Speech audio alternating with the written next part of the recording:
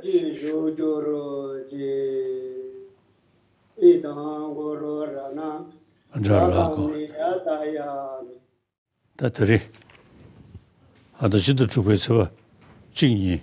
तो आज जून के 1 और 2 तारीख को तो अक्सर जो है हम लोग जो विद्यार्थियों के लिए प्रवचन दिया करते थे, अक्सर हर वर्ष इस तरह से कार्यक्रम आयोजन होता था। लेकिन इस वर्ष बीमारी की वजह से, कोरोना की वजह से मैं बाहर नहीं निकल पा रहा हूं, तो आज इंटरनेट के माध्यम से आज विद्यार्थियों के साथ संवाद करेंगे, धर्म प्रवचन होगा।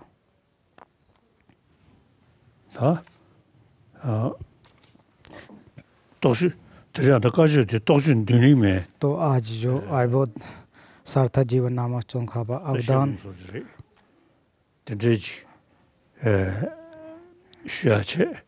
तो आज इसका प्रवचन होगा और इसके बाद और जो प्रश्न उत्तर का सत्र भी रहेगा।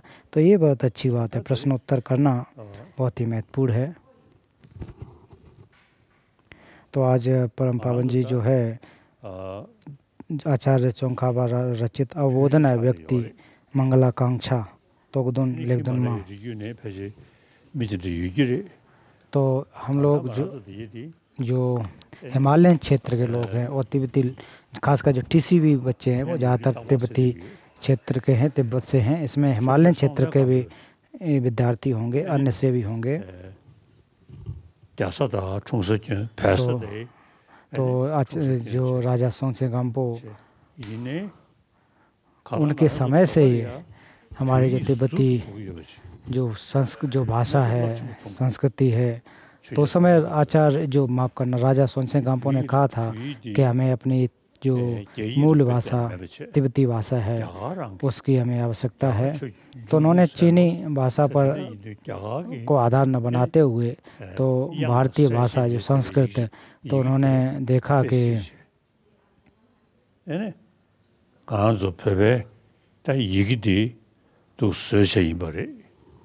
और उन्होंने संस्कृत को देख कर के तिब्बती लिपि का निर्माण किया।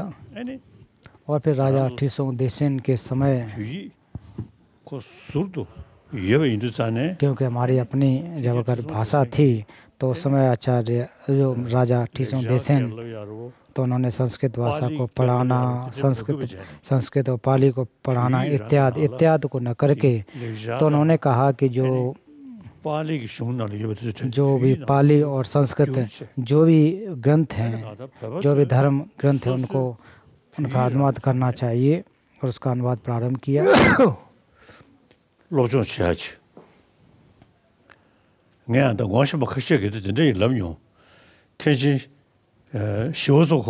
और कुछ लोग ऐसा भी कहते हैं कि आचार्य संत रक्षित जो हैं वो तिब्बती भाषा के प्रति रुचि दिखाते थे और शायद उन्होंने उनको सीखा भी।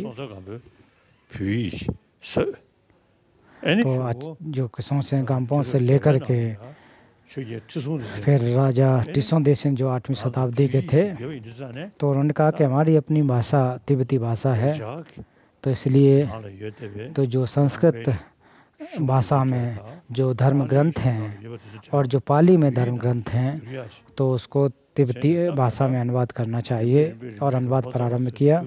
फिर उसके बाद क्रमशः जो आचार्य जो अनुवादक लोग थे उन्होंने इसका अनुवाद किया और सूत्रों की संख्या जहाँ तक देखें वो 100 से अधिक हैं और शास्त्रों की संख्या 200 से अधिक। तो इस प्रकार से सूत्र और शास्त्र कुल मिलाकर 300 से ज़्यादा है।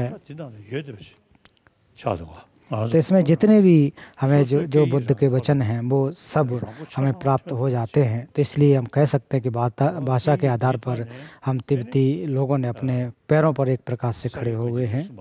तो इसमें जो हमारी धर्म परंपरा साकी निगमा इत्यादि को अंतर न करते हुए इसके अलावा बहुत सारे आचार्य लोग हुए हैं, बहुत सारे विद्वान हुए हैं।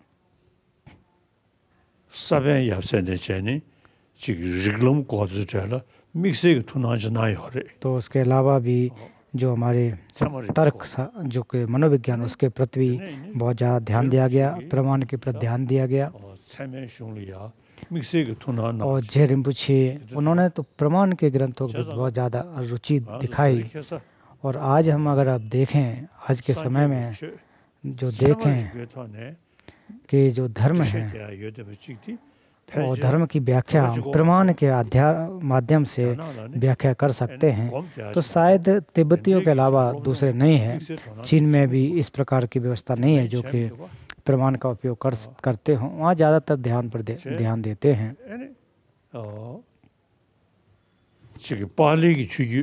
और जो पाली परंपरा को मानने वाले जैसे कि बर्मा, थाईलैंड, श्रीलंका,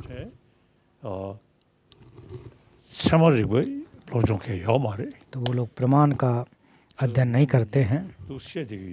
तो उनसे मैं अक्सर मजाक में कहता हूँ, क्योंकि हमारे थाईलैंड के, बर्मा, अन्य जो भिक्षु लोग हैं वो बहुत अच्छे हैं, विनय का अच्छा पालन करते हैं।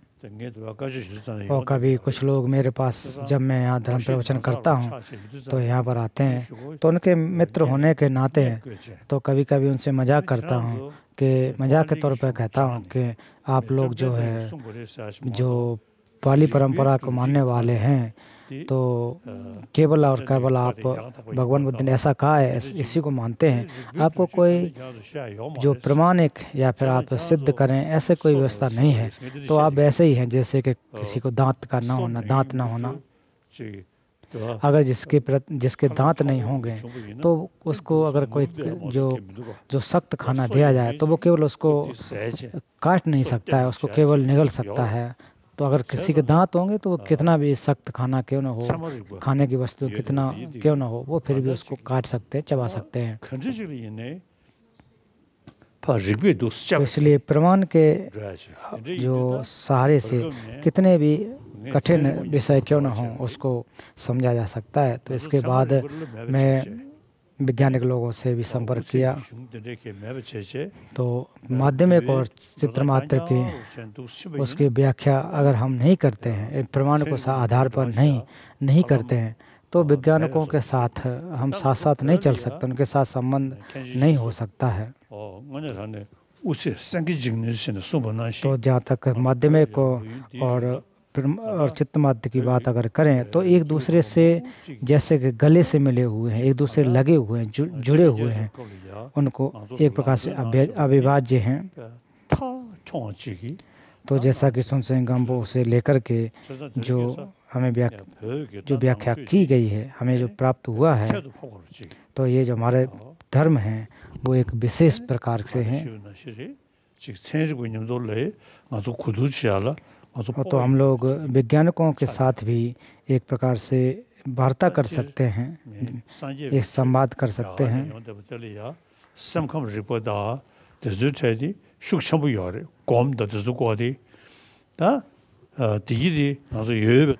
तो मनोविज्ञान में भी अगर आप देखें तो उसमें ध्यान इत्यादि की व्यवस्था तो है, लेकिन उसके अलावा भी जो कि माध्यमिक दर्शन और चित्तमात्र दर्शन जो एक प्रकार से एक दूसरे से जुड़े हैं, तो इनके साथ साथ हमें जो व्याख्या जो है वो हम इनको जान करके वैज्ञानिकों के साथ साथ बैठ करके इसकी व्याख्या की जा सकती है, इसको समझा जा सकता है। और मुख्य बात तो यही है कि हम लोग उस परंपरा को मानने वाले हैं, हमारे पास ये व्यवस्था है, हमारे पास अध्ययन अध्यापन करने की व्यवस्था है। तो अभी हम लोग हमारे अपने देश में समस्या है, मुश्किल है, लेकिन फिर भी हम लोग शरणार्थी के रूप में रह कर के जिनकी जो संख्या है बहुत ज़्यादा तो नहीं है। तो आप तिब्बत में से देखें कि उस पूर्व के समय से लेकर के तो जो कोई हमारी अपनी भाषा के माध्यम से हम माध्यमिक और चित्रमात्र इसको हम समझ सकते हैं।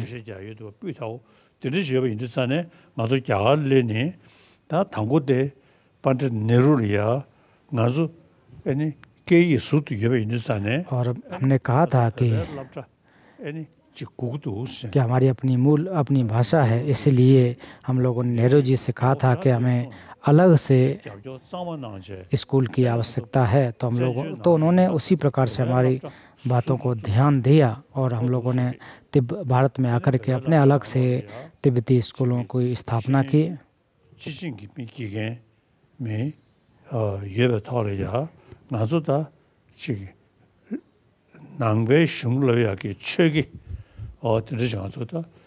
और उसमें शुरुआत में कहा था कि बौद्ध धर्म के जो दर्शन हैं उनको पढ़ाने के लिए हमें जो धर्म गुरु हैं उनकी आवश्यकता है।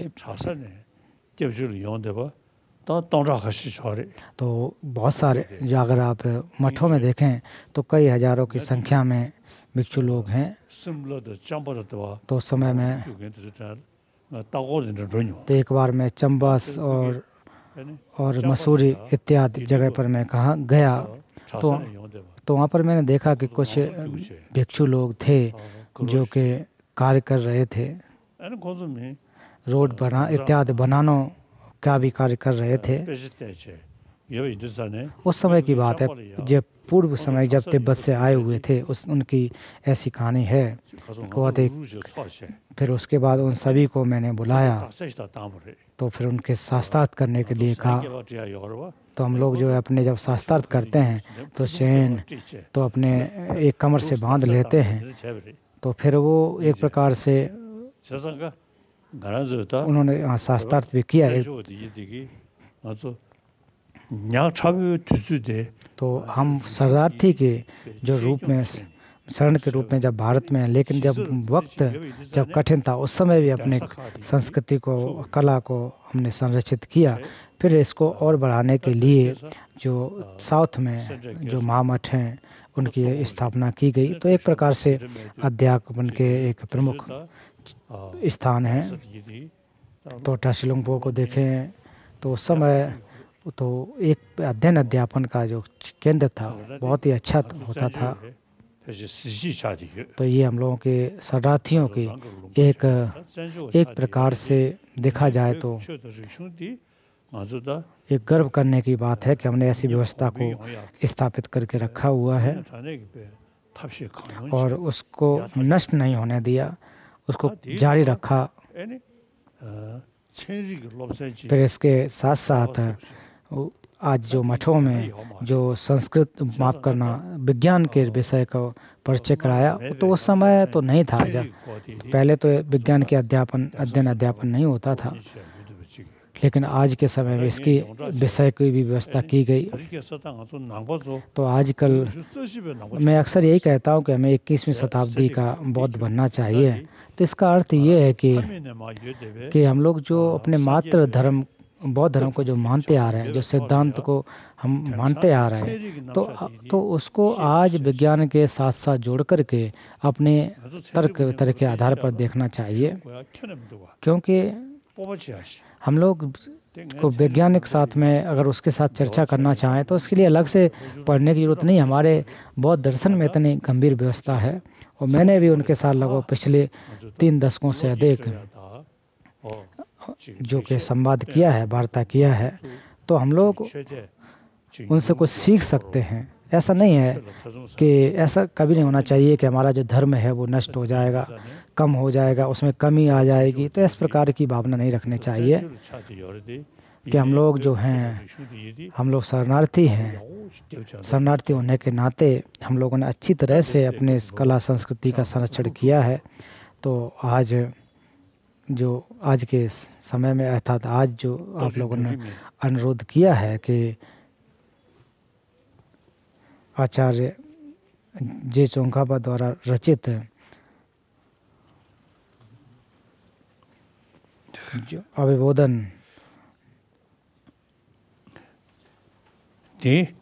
अर्थात जो सार्थक जीवन नामक जो ग्रंथ है उसके बारे में, तो इसमें खुद दर्शाया जा रहा है कि किस प्रकार से उन्होंने अपने अध्ययन अध्यापन किस प्रकार से किया कि ओम स्वास्थ्य जगत का निश्चय बोधि में मुक्त हेतु दृष्टि नेत्र भवपथ में भटकने कार्य थके हुए प्राणियों के विश्राम स्थान ऐसे सुख और श्रेष्ठ के मूल स्रोत कृतज्ञ गुरु और भट्टारक ज्ञान निधि के पाद पर झुकता हूँ। तो इसमें ऐसे कारणों को नहीं बताना, क्योंकि जो भी जीवधारी है वो सभी सुख चाहते हैं। इसमें कोई हमें तर्क करने की आवश्यकता नहीं है, चाहे मनुष्य हो चाहे जानवर हो, सभी। लेकिन जानवरों की जहाँ तक देखो, उनमें मनुष्यों के समान सोच विचार करने की क्षमता नहीं होती है। तो लेकिन हम लोग सोच सकते हैं, मनुष्य हम सोच सकते हैं कि दुख कैसे आता है, दुख को कैसे नष्ट किया जा सकता है, वजह क्या है, इसको हम लोग समझ सकते हैं। भारत में अगर देखें तो 3000 वर्ष पहले से ही जो करुणा और मैत्री का संदेश भारत में स्थापित था। फिर जब धीरे धीरे इसको बढ़ाया गया, इसकी उन्नति की गई।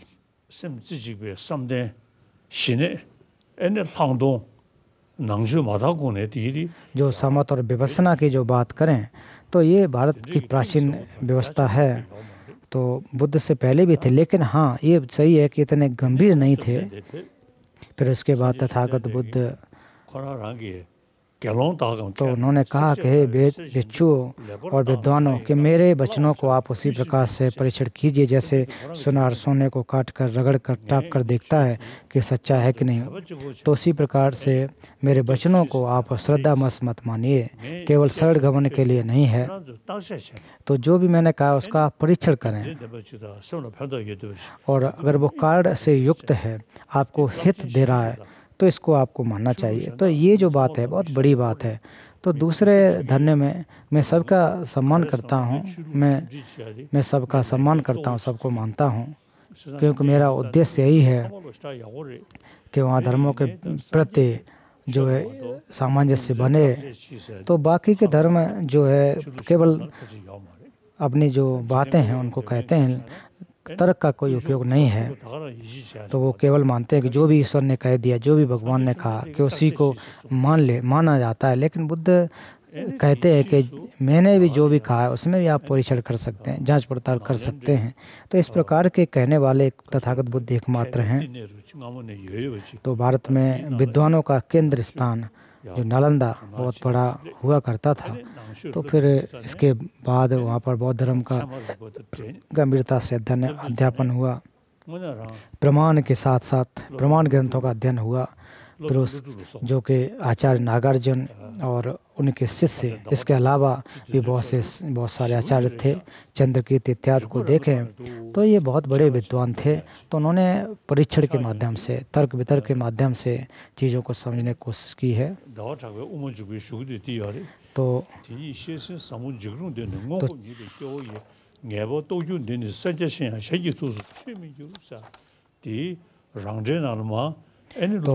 जो जंगडेल उसमें भी कहते हैं कि आचार्य बसवंतु, दिगनाग और धर्मगुप्त, तो ये जो आचार्य हुआ करते हैं, तो उन्होंने कहा कि शून्यता जो है वो नाम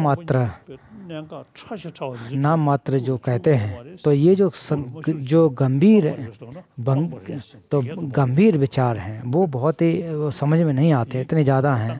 तो इसलिए इसको एक प्रकार से अगर नहीं समझ पा रहे तो छोड़ना चाहिए। तो हम लोग अक्सर आचार्यों को ये ऐसा नहीं करना चाहिए कि बड़े गुरु हैं उनको माने या जो भी है, इस तरह से नहीं करके हमें कोशिश यही करना चाहिए कि किस प्रकार से जो हमें पढ़ाया जा रहा है।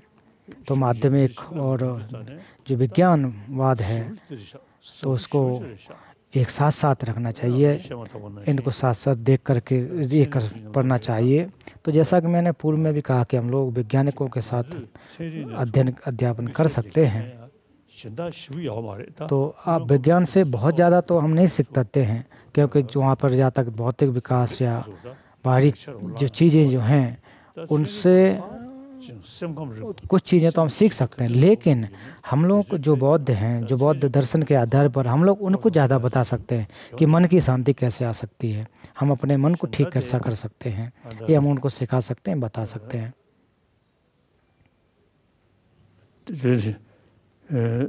फिर इसके बाद थोड़े से प्रयत्न से विशाल संभार का संचय के लिए पुण्य का अनुमोदन करना उत्तम होता है।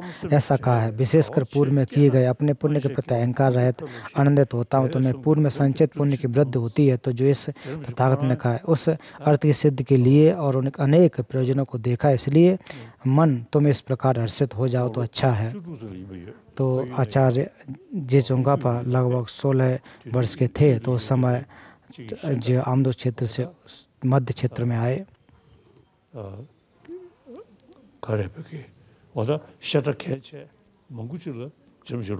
तो उन्होंने उस समय जो विद्यालय थे, विश्वविद्यालय हुआ करते थे, तो उन सभी में लगभग उन सभी में उन्होंने अध्ययन किया।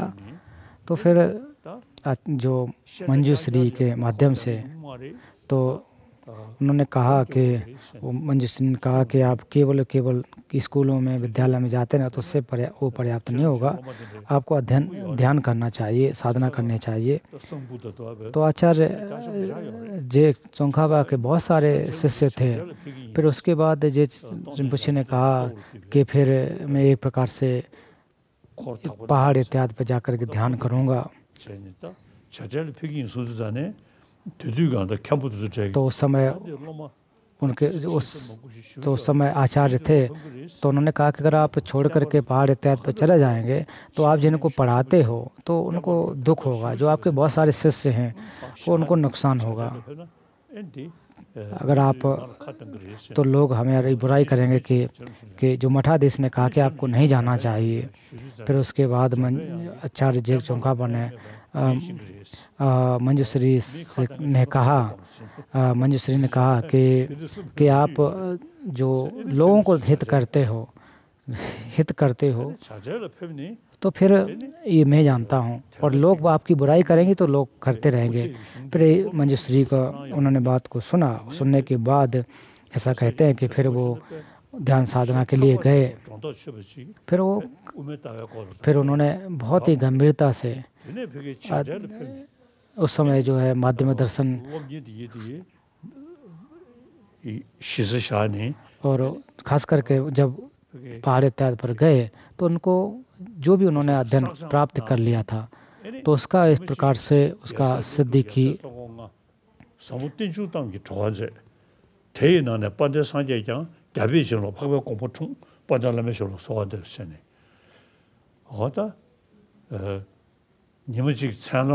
तो एक दिन की बात है कि रात में कि नागार्जुन और बुद्ध पालित और वो एक प्रकार से माध्यमिक दर्शन के एक प्रकार से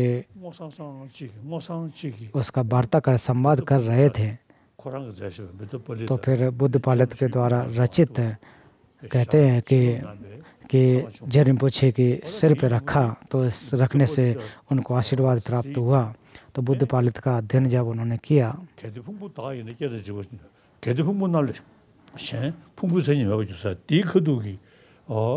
तो कहते हैं कि अगर कोई जो आत्मा है, अगर स्कंद अगर आत्मा होते इत्यादि जो कहा गया, तो जब अध्ययन करने के बाद फिर देखा कि ये बहुत ही महत्वपूर्ण है। इसको सीखने के बाद बहुत सारे जो प्रतिसमुद्पाद से संबंधित विषय हैं इसकी भी उन्होंने रचना की। फिर प्रतिसमुद्पाद स्तुति की भी रचना की जो कि बहुत ही महत्वपूर्ण ग्रंथ है।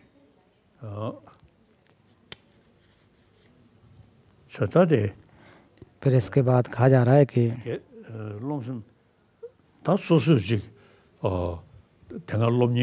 तो उस समय खुद कैसे अभ्यास उन्होंने किया, क्या तो अध्ययन कैसे उन्होंने अभ्यास किया, इसके बारे में आगे कहा जाएगा। तो आगे कह रहे हैं कि सर्वप्रथम मैंने प्रचुर मात्रा में श्रवण का अन्वेषण किया है। मध्य में समस्त शास्त्रों को उपदेश के रूप में मनोमोहित किया है।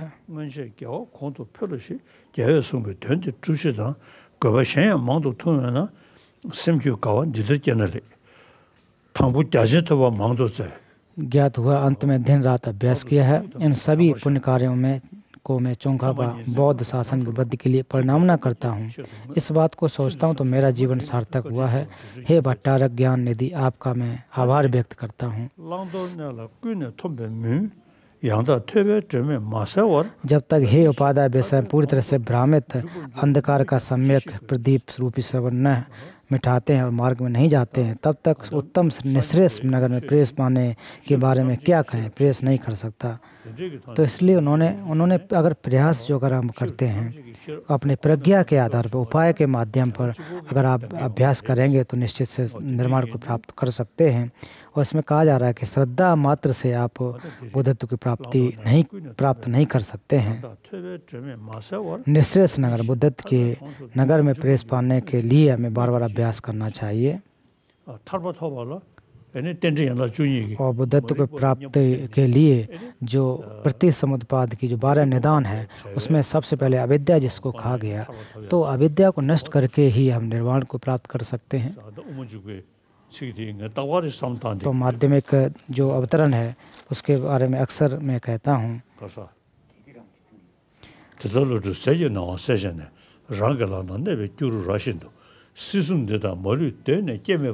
또 타니 대표도 고번 줘보사. 나이 디저로 또 되고다. 다 탈바 지도를 터명에 사베 रोय तो मेरा प्रयास यही है कि मैं भी एक प्रकार से निर्वाण को भी प्राप्त कर सकूं।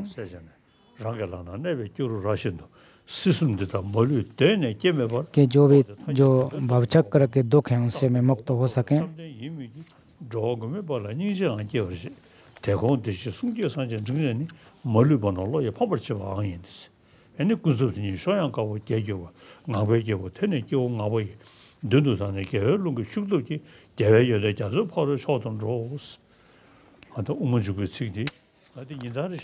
तो अक्सर यही प्रयास रहता है कि उसमें किस प्रकार से मैं इस भवचक्र से पार जा सकूं, मैं भी निर्वाण को प्राप्त कर सकूं।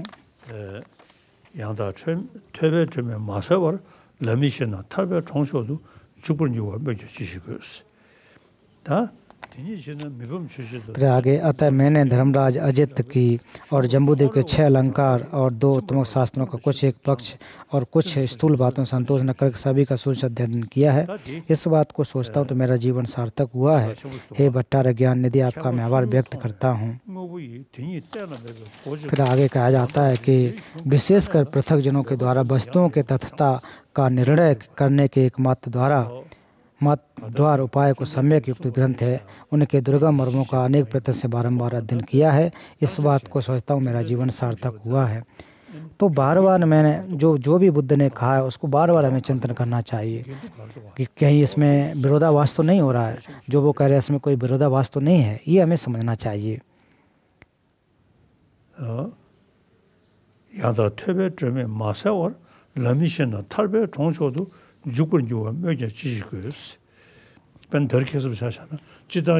तो उदाहरण के रूप में आज के समय में अगर हमारे पास तो अगर मान लीजिए कोई किसी बच्चे को शिक्षा अच्छे से नहीं देते हो तो एक प्रकार से बहुत संदेह में रहेगा।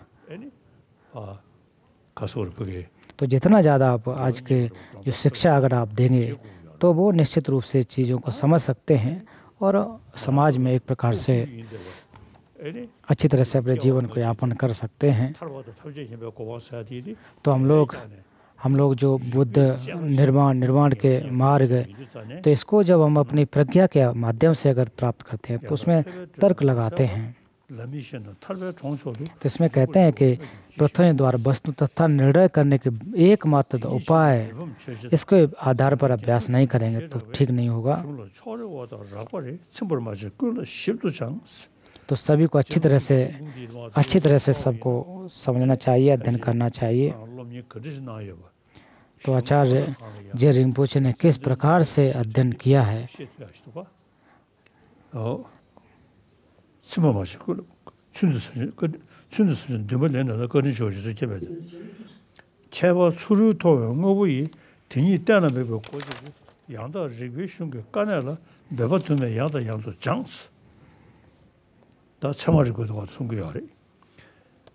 춘선은 거진 조준 동아 슝러 냐오 망셰장 फिर सूत्र और तंत्र ग्रंथों का बहुत प्रयत्न करने पर भी जब गंभीर अर्थों का अभ्यास और व्याख्यान करते हैं तब देखा कि मैंने न कुछ जाना है और न कुछ समझा है और दर्शन के नए को तो जाना ही नहीं। इसलिए जब नागार्जुन ग्रंथों गंभीर विषयों को विभाजित करने वाले सूक्ष्म युक्तियों से उद्धार करने वाले सम्यक दृष्टियों के मर्मों का अच्छी तरह अध्ययन किया तब मैंने संशय को मिटा पाया। इस बात को सोचता हूँ तो मेरा जीवन सार्थक हुआ है। तो गुरु कहते हैं, आचार्य कहते हैं, उनकी मैं शरण जाता हूँ, जैसा कह रहे वैसा ही कहें तो उतना उचित नहीं होगा। तो जैसे जे रिम्पोछे ने भी लमरे में भी कहा है, तो हम लोग कोशिश करनी चाहिए कि उनको समझें। तो जो नालंदा परंपरा के अनुसार, बौद्ध परंपरा के अनुसार कहते हैं कि भले ही आपका आचार्य ने भी क्यों व्याख्या क्यों न की हो, जो कहा उसको आपको परीक्षण करना चाहिए। केवल आप केवल और केवल श्रद्धा बस अगर मानते जाएंगे तो फिर उचित नहीं होगा। जैसे कि अभिधर्म कोश में कहा गया कि सुमेरु पर्वत इत्यादि हैं, उसमें तो हम लोग वो श्रद्धा बस मानते जाते हैं, तो इसमें कहीं कहीं विरोधाभास जैसा लगता है।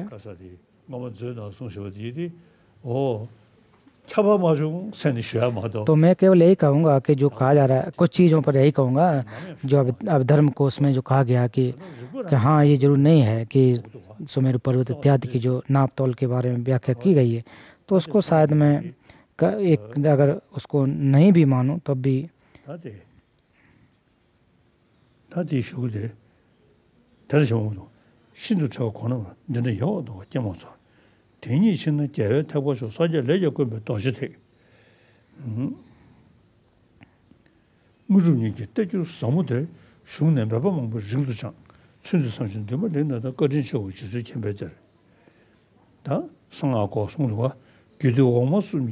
람지츠 미시 대이 내저 람이기 규디꾼기 초도 타자장 탐처점도 세버 레이톤에 상아 도지태고 왔으네 켜도 봐봐 요르스 तीन निचले तंत्रों के मार्ग नए को न जानने वाले 롱장하시고 이지 마십시오 कोतीदी 심주세네 कि यहाँ समुद्र प्राप्त करने गंभीर वज्रान और परमतायान नामक दो गुंबद हैं। इनमें से गुहाय मंत्र परमता का अत्यंत विशिष्ट और सूर्य चंद्र के अलंकृत है। तीन निचले तंत्रों के नए को न जानने वाले अनुत्तर योग तंत्र सभी मंत्रों में श्रेष्ठ निश्चय कर लेता है, परंतु वह प्रतिज्ञा मात्र। ऐसा जानकर मैंने सर्वमंडल सामान्य विधियां, गुहाय तंत्र, सुशुद्ध और सुविधा परीक्षा, ध्यानोत्तर आदि क्रिया तंत्र के तीन माध्यम सामान्य विशेष कुल के तंत्रों को चिरकाल तक अभ्यास किया। इस बात को सोचता हूँ तो मेरा जीवन सार्थक हुआ है। फिर दूसरा तंत्र वर्ग चर्या तंत्र में प्रधान रूप से मेरे वैरोचना अभिसंबोध तंत्र का अध्ययन करके चर्या तंत्र पक्ष को अच्छी तरह से निश्चय कर लिया है। इस बात को सोचता हूँ मेरा जीवन सार्थक हुआ है।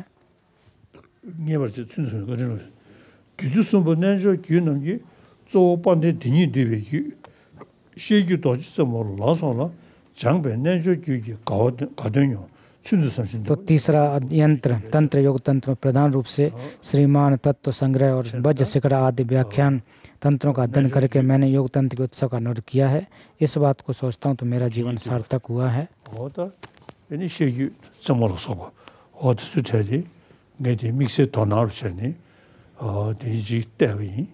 तो मैंने इन ग्रंथों को भी मैंने अच्छी तरह से पढ़ा है।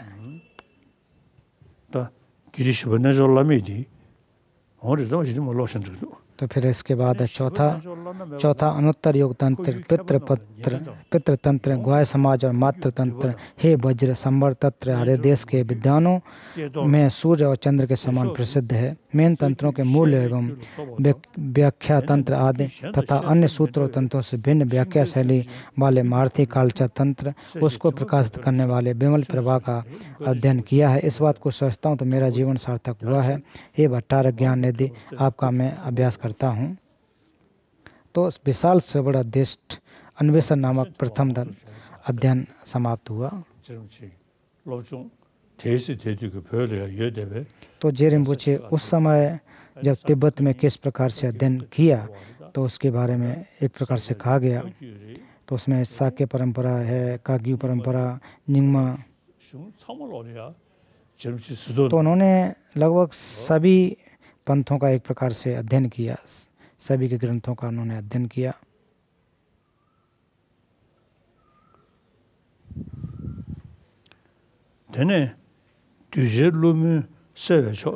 फिर इसके बाद तत्पश्चात ग्रंथों को उपदेश के रूप में उदय हो, इसके लिए मैंने विनय जनों की बुद्धि के अंधकार को मिटाने में सर्वोत्तम मंजूश्री का पूरे एक पल से चिरकाल तक दृढ़ संघर्ष से प्रार्थना सभी ईश्वर प्रयत्न किया है। इस प्रकार प्रयत्न करने काल में नागार्जुन और असंग से क्रम से आर्य बोधपद परंपरा का असाधारण निश्चय ज्ञान प्राप्त करके उत्तम गंभीर ग्रंथ प्रज्ञा पारमिता उपदेश का ज्ञान प्राप्त हुआ है। इस बात को सोचता हूँ तो मेरा जीवन सार्थक हुआ है। तो प्रथम भगवान बुद्ध ने पहला धम्मचक्र उपदेश, 4 आर्य सत्य,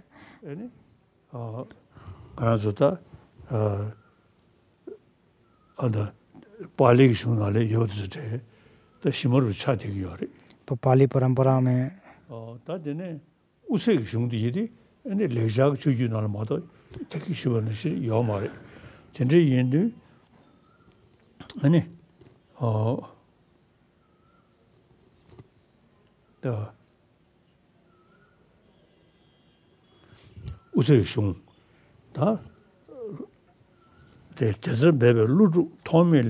इसमें कहा जा रहा है कि इस प्रकार प्रयत्न करने के कारण मैंने नागार्जुन और संघ क्रम से आए बोधपथ क्रम परंपरा असाधारण निश्चित ज्ञान प्राप्त करके उत्तम गंभीर ग्रंथ प्रज्ञा पारमिता उपदेश प्राप्त हुआ है। तो प्रज्ञा पारमिता में शून्यता के 2 क्रमों के बारे में व्याख्या की गई है। तो जो माता प्रज्ञा पारमिता जिसे कहा गया, जैसा कि उसमें देखें कि जो उसमें बोध चित्त उत्पाद के समय में भी क्या मैं किस प्रकार से आत्मल को पैदा करना चाहिए, ऐसी व्याख्या की गई है। तो अब इस समय अलंकार में भी अगर आप देखें तो उसमें जो उपदेश बोध जो के बोध चित्त उत्पाद इत्यादि जो के जिसमें 8 अध्यायों की व्याख्या की गई है, तो बोध चित्त है उसका बहुत ही महत्वपूर्ण व्याख्या की गई है, बहुत महत्वपूर्ण है। इसके बाद इस उत्तर प्रांत तिब्बत में अनेक लोग जिन्होंने प्रमाण ग्रंथों का अध्ययन किया हो या नहीं, भी एक सुर में कहते हैं कि सूत्र प्रमाण समुच्चय के बारे में और 7 प्रमाण ग्रंथों प्रमाण वार्तिक आदि में बुद्धत्व प्राप्ति का अभ्यास क्रम नहीं बताया गया है।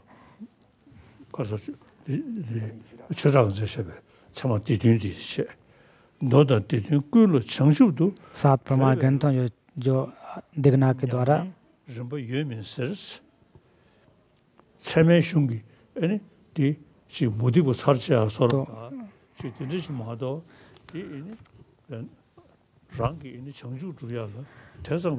तो इसमें जो कि बुद्धत्व को प्राप्त करने के लिए क्रम क्या है प्रमाण के, इसके बारे में नहीं बताया, ये कहा जा रहा है। फिर दूसरी बात, परंतु मंजूश्री ने दिग्नाग को प्रत्यक्ष रूप से इसकी प्रमाण समुच्चय रचना करें, क्योंकि यह भविष्य में समस्त जगत के नेत्र के समान बनेगी, ऐसी जो अनिज्ञा दी उसे प्रमाणिक मानते हैं। तो उन्होंने दिग्नाग ने प्रमाण के कुछ ग्रंथ कुछ श्लोकों को रचना की। तो उस समय की बात है, शुरू में जब पहले शुरुआत में इस तरह से की जाती है, तो पहले ग्रंथों या किसी रचना करते समय विद्वानों को दिखाया जाता था। तो उसमें कहा विद्वान ने कि इसमें बुद्धत्व प्राप्त करने के लिए और जो अपने चित्त को परिशुद्ध करने कुछ भी नहीं है, तो उन्होंने कुत्ते की पूंछ से उस ग्रंथ को बांध दिया था। ऐसी ही भी एक कहानी है।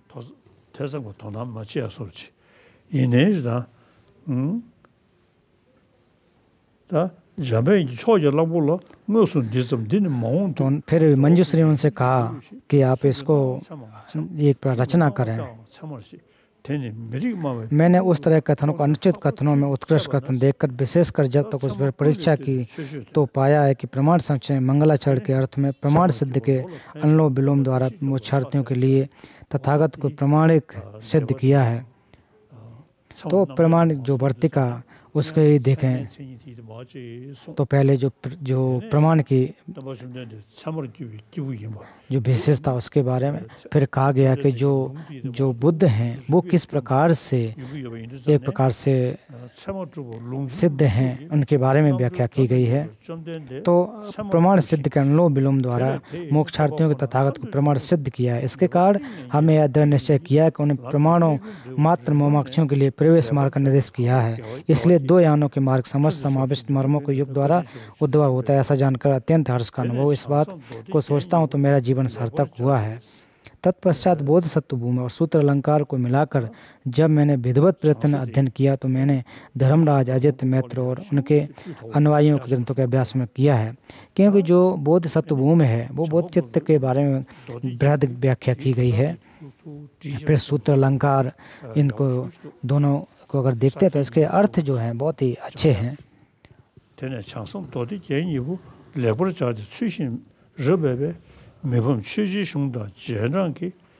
उनके अनुयायियों के ग्रंथों अभ्यास के उपदेश के रूप में पाए। इस बात को सोचता हूँ तो मेरा जीवन सार्थक हुआ है।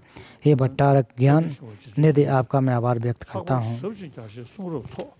विशेषकर गंभीर और विशाल वांग्मय समूह के क्रम के समस्त मर्म का निश्चय ज्ञान देने वाले शिक्षा समुच्चय के आधार पर सूत्र समुच्चय आदि नगर जुनमत के अनेक उत्तम ग्रंथों के अर्थ और अभ्यास क्रम को अच्छी तरह जाना है। इस बात को सोचता हूँ तो मेरा जीवन सार्थक हुआ है। हे भट्टारक ज्ञान निधि, आपका मैं आभार व्यक्त करता हूँ। तत्पश्चात बुद्ध गुहा द्वारा सुभाषित उपदेश के आधार पर बैरोचन अभिसंबोधि उत्तर संबोध मार्ग के समस्त मार्ग को उपदेश के रूप में जाना है। इस बात को सोचता हूँ मेरा जीवन सार्थक हुआ है। ये भट्टारक ज्ञान निधि, आपका आभार व्यक्त करता हूँ। यह जानना थोड़ा सरल है कि श्री तत्व संग्रह के मार्ग में 3 समाधि में संग्रहित है, परंतु इस मार्ग के गंभीर अर्थों का भावना नए जानना कठिन है।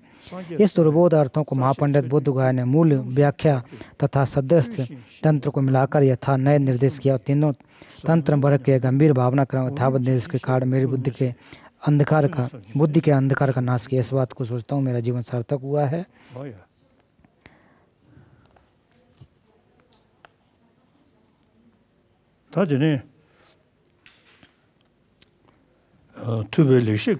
तथागत के समस्त सुभाषितों में भी श्री अनुत्तर योग तंत्र उत्कृष्ट उपदेश। उस अनुत्तर योग तंत्र के अंतर्गत अत्यधिक गंभीर श्री गुहा समाज के बारे में बानोत्तम नागार्जुन ने कहा है। मूल तंत्र मार्ग के मर्मों को 6 अंत और 4 नए के मुद्रों से मुद्रित करके स्थित है। इसलिए व्याख्या तंत्र के अन्वय इसके अर्थ को गुरुमुख से जान लेना चाहिए। उस नए को महत्वपूर्ण मानकर पिंडीकृत चर्या मेलापक तथा व्यवस्था शैली आदि पराकाश उपदेश और आर्य पदार्थ के गुहा समाज के अन्य छोटे बड़े ग्रंथों का चिरकालता अभ्यास करके मूल तंत्र को दीपक की तरह प्रकाशित करने वाले ग्रंथ के आधार पर 5 महाव्याख्या तंत्रों के साथ मिलकर अथक प्रयत्न से किया है। इस प्रकार अध्ययन करने के कारण गुहा के 2 सामान्य क्रमों को विशेषकर संपन्न क्रम से समस्त मर्मों को जान लिया। इस बात को सोचता हूँ मेरा जीवन सार्थक हुआ है।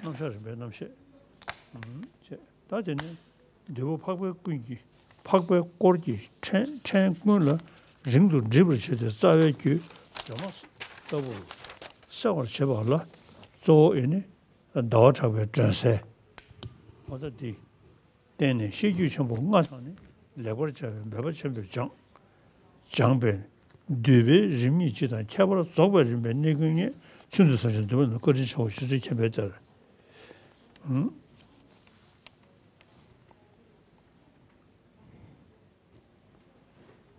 아야 거지 주지 캐배들 तेई तुल्य उसके बल पर संवर हेवज तथा कालचक्र आदि अनेक तंत्रों के मर्म अर्थों को उपदेश के रूप में जाना है।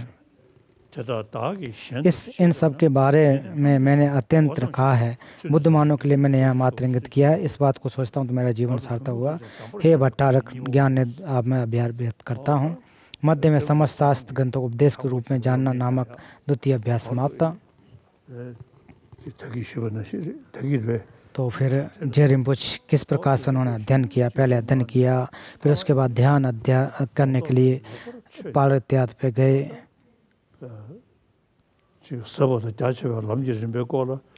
और गंभीर जो मार्ग है उसको समझा।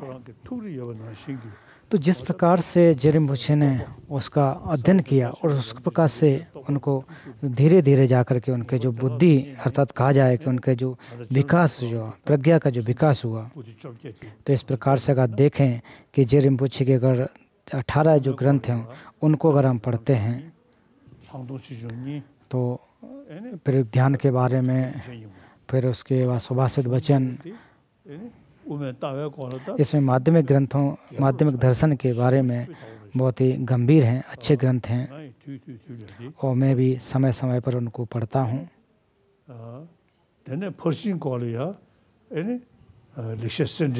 और फिर माध्यमिक दर्शन फर्चिन के समय में अगर देखें तो लिक्सित सेटिंग सुभाषित माला करके उसको अध्ययन करता हूँ। तो ये जब इन दोनों को इनको सबको देखें, अर्थों को देखें तो बहुत ही गंभीर हैं।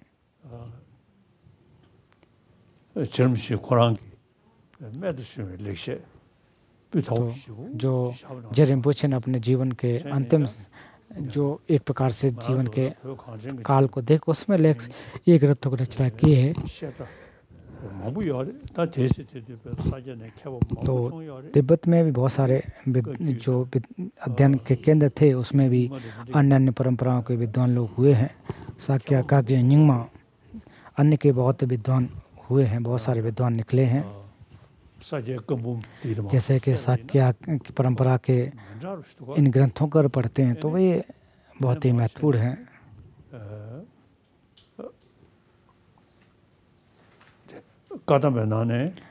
और उसके अलावा कादम्बा परंपरा के अंतर में बहुत सारे ग्रंथ भी देखने को मिले हैं। और निंगमा परंपरा में भी लोकजिन रमचम के द्वारा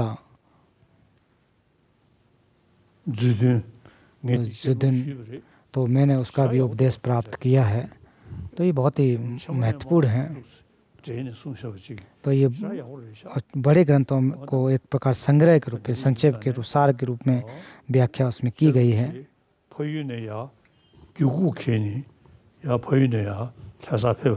तो जेरिम्पोछे अपने आमदो क्षेत्र से ल्हासा क्षेत्र में आए थे तो उस समय उन्होंने अन्य अन्य विद्यालयों में अध्ययन किया।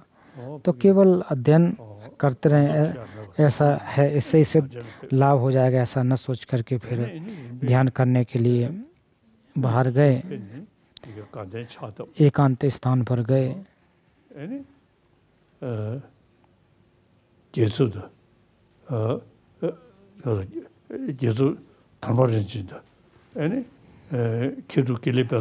तो गेशे धम्मारिंचे केल्टू पैसा केंदनटू, तो ऐसे शिष्यों को एक प्रकार से उन्होंने शिष्य के रूप में इनको बनाया।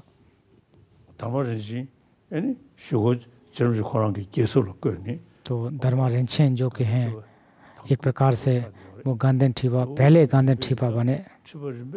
तो ऐसे जो परंपरा है, धीरे धीरे जो परंपरा जो चली आई है, तो तब से लेकर के जो परंपरा अच्छी तरह से चली है। और गेशे लोगों में भी बहुत सारे लोग हैं जो कि पढ़ने के बाद भी तंत्र को भी उन्होंने सीखा। सूत्र और शास्त्र दोनों का, सूत्र और तंत्र दोनों को उन्होंने पढ़ा और फिर और गांधन ठीपा भी बने हैं।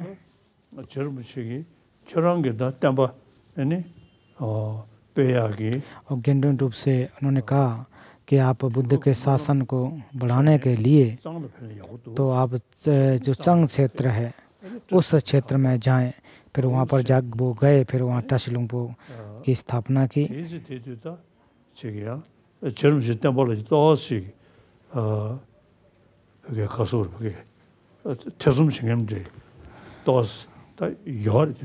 तो समय भी जेरिम्पोछे के जो ग्रंथ हैं उनमें कुछ लोगों को संदेह भी करने वाले थे।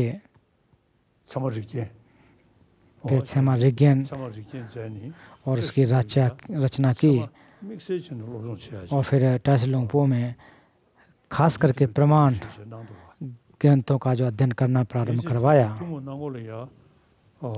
모르진 군사 르부지 서로 첨부 아니 샤크르면 나라 라타버즈벌 캐르지 셰티지 자요 당물지 순들로 저 띵내 제세네 소나 시시 간다 드즈 링시로 잠르데 용되게 요리 된제기다 거버 좀제 시니 아니 체면숑 और बहुत सारे बजाय भी थे तो मुख्य रूप से टाशिलुंगबो में प्रमाण ग्रंथों का अध्ययन प्रारंभ कराया। तो ऐसा नहीं था कि ये मेरे गुरु ने कहा है, मेरे आचार्य ने कहा है, इसको मानते रहें, ऐसी बात नहीं थी। वो प्रमाण के आधार पर जो सत्य थे, जो प्रमाणिक जो व्यवस्था थी, उसके आधार पर अध्ययन किया। और टाशिलुंगबो मठ में एक प्रकार से व्यवस्था की कि वहाँ प्रमाण ग्रंथों का अध्ययन करना चाहिए, उसको महत्वपूर्ण एक स्थान दिया गया।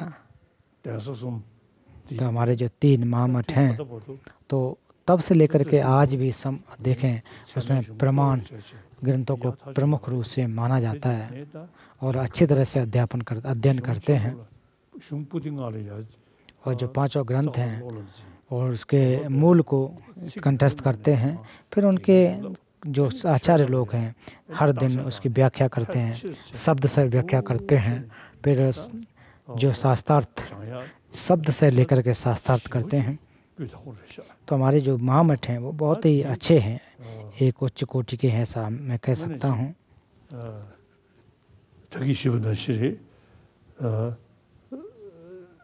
जो उसे 슝 잠배 자살이야 아니 러미 이익이 배워이나 아니 तो ऐसा लग रहा है एक मजाक के तौर पर अगर जो कि बसवंत अगर टाशिलुंगबो उस समय अगर आते तो निश्चित रूप से खोरसुम जो कहते हैं बार बार उनको मिलता।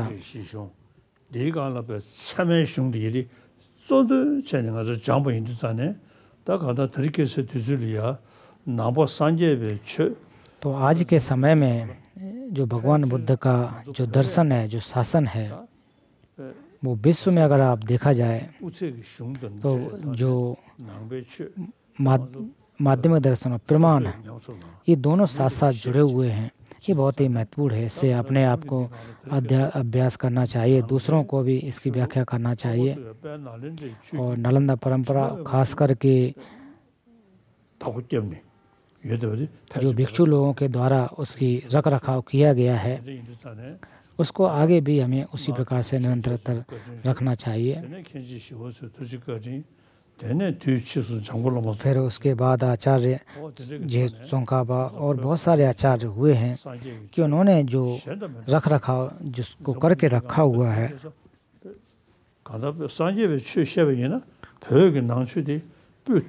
अगर वास्तव में जो अगर धर्म की बात की जाए, व्याख्या की जाए, तो नालंदा की परंपरा और तिब्बत जो हम लोगों ने रख रखाव करके जो रखा हुआ है वो बहुत ही गंभीर है।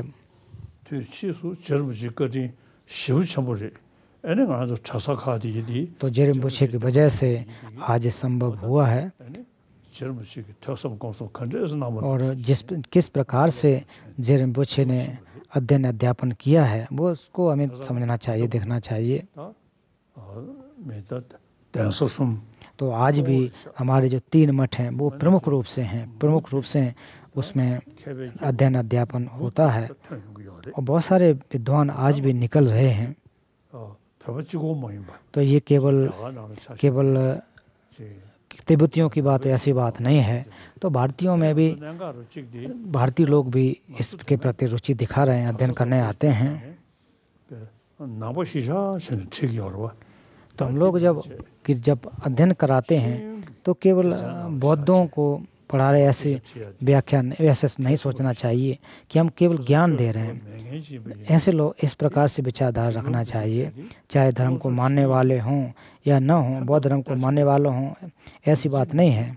आप किसी को भी अध्ययन दें, जो कि हमारी तर्क शास्त्र है, प्रमाण है, वो सबके लिए हैं। तो इससे लोगों की जो प्रज्ञा है वो उसमें विकास होगा।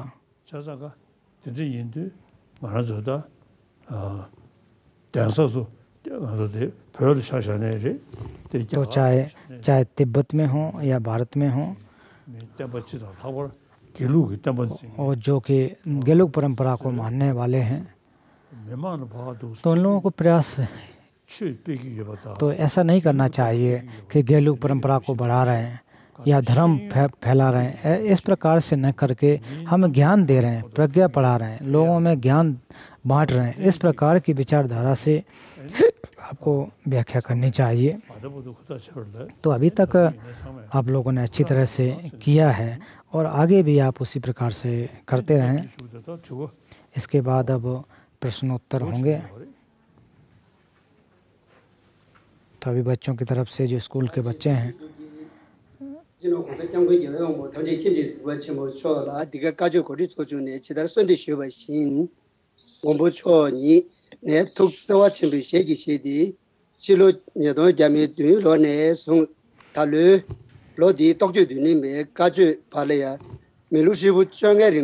2007 तो लगभग अभी तक 15 वर्ष हो चुके हैं कि जब से आप हमें प्रवचन देते आ रहे हैं, जिसमें जेके धर्म निरपेक्ष धर्म से संबंधित प्रवचन, और इसमें जो कि मार्ग क्रम और फल, इसके आप हमें व्याख्या करते आ रहे हैं।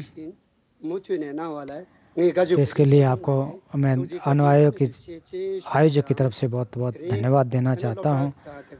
तो आज लगभग 12 स्कूल से बच्चे हैं, जो इसमें एक दो बच्चे आपसे प्रश्न करेंगे।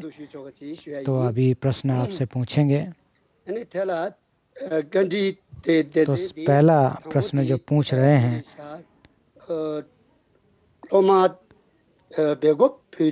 तो बेला कॉपी स्कूल के जो छात्र हैं, जो तो पेमा छोरी तेंजिन सेरिंग, तो आपसे कहता हूँ कि आप प्रश्न पूछें।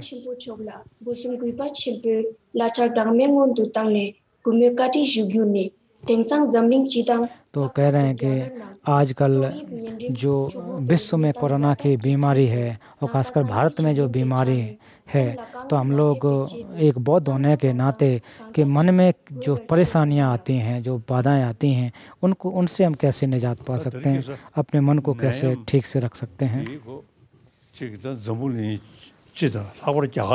तो आज जो कोरोना की बीमारी है, विश्व में तो है ही है, इसके अलावा भारत में भी है। इसमें लोगों के मन विचलित होते हैं, लोग दुखी हैं।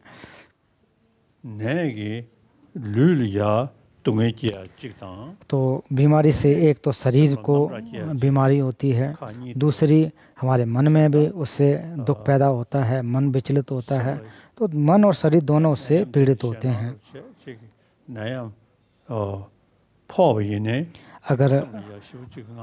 अगर मान लीजिए किसी को ये बीमारी लग जाती है, तो मन में बहुत ज़्यादा परेशानी, बहुत ज़्यादा डर भय पैदा होता रहता है, और फिर ये भी डर रहता है कि कहीं मुझे बीमारी न लग जाए। तो बहुत सारे मन में एक प्रकार से डर पैदा होते रहते हैं। तो हम लोग जन्मों जन्मों की बात करते हैं। और जे रिम्पोछे ने लम्चो में भी कहा है, प्रधान त्रिविध मार्ग में भी उन्होंने इसकी व्याख्या की है।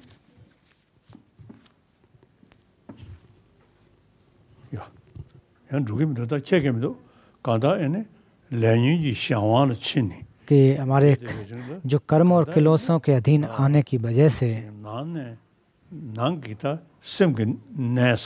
क्योंकि कहा जाए कि जो मन की जो बीमारियों का अर्थ है यहाँ पर क्लिक, जो हमारे राग द्वेष और मोह है, तो इसके बजाय यार ये बाहरी जो परेशानियाँ वो भी हमें पैदा होती हैं। तो इसलिए हम बौद्ध होने के नाते जो हमारे त्रिविष हैं, इनको नष्ट करके बुद्धत्व की प्राप्ति करने की अगर प्रयास करते हैं, तो निश्चित रूप से जो कोरोना बीमारी इत्यादि है, इसको भी हम ऐसे ही अपने एक इस प्रकार की प्रेरणा लेकर के चलें, तो कुछ ना कुछ तो फायदा होता ही, इसको भी नष्ट कर सकते हैं। क्योंकि हम लोग भवचक्र की जो बुराइयां, जो दुख हैं, उसको देख करके जन्म मृत्यु बुढ़ापा आदि की बीमारियां, ये भी व्याख्या की जाती है।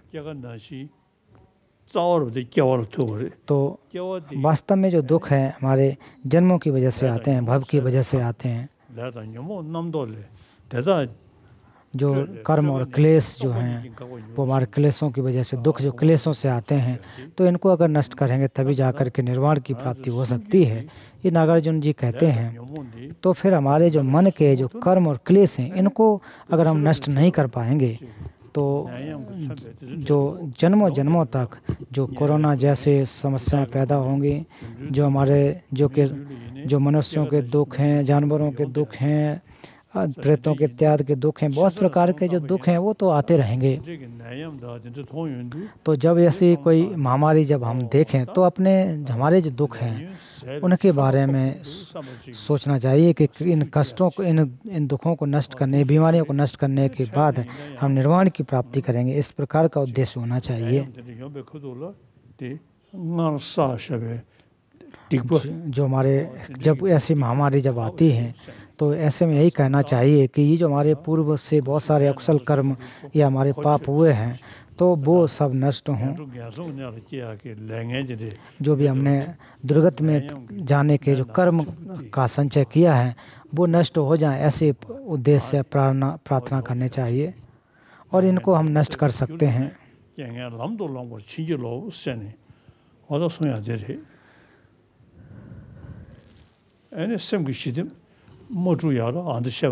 तो जैसे और मन के जो शांति है वो नष्ट न हो, उसके लिए हमें यही कोशिश करनी चाहिए कि मन में जो दुख हैं या बाधाएं जो हैं उनको कम कर सकें।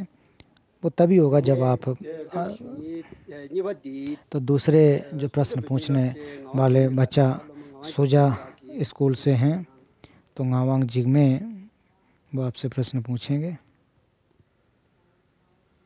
엄마한테 개왕보 탐지 긴지 세고치 무초라 티벨 하자 문도 쓰네 겨워주도 투미 문순도 구이 긴거지 숭기 뒤즈트바 로마가 겨워상 소남치 모자르치오 저기 라마 쪽이 니왕도 컨디슈기 티니 겸니루미 운조 넘숨라 다자 로방 쪽이 yenla tumbachibe pyenda। तो इसमें कह रहे हैं कि जो सप्तांग पूजाएं जो करते हैं तो उससे क्या लाभ हो सकता है, उसको लाभ क्या होते हैं।